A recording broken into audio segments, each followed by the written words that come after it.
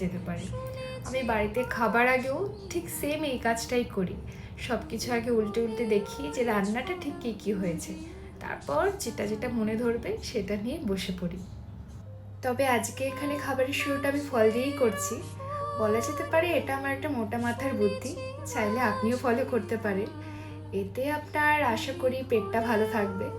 তবে হ্যাঁ, ক্রেডিট দিতে কিন্তু একদম ভুলবেন না।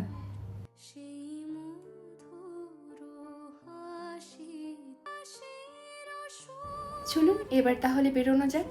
ও একটু দাঁড়ান, এই ফুলগুলোকে একটু যত্ন করে ব্যাগে ভরে নিই, কারণ এরাই ছিল কালকে শো স্টপার। এই রজনীগন্ধা আর গোলাপ ঘরটাকে যে কী মাতিয়ে রেখেছিল, এটা আমি এরমভাবে বলে বোঝাতে পারবো না। চলুন আজ তাহলে আসি, দেখা হচ্ছে আবার কোনো এক নাম না জানা গল্পের মাঝে। সবাই ভালো থাকবেন এবং কাছের মানুষগুলো খুব ভালো রাখার চেষ্টা করবেন।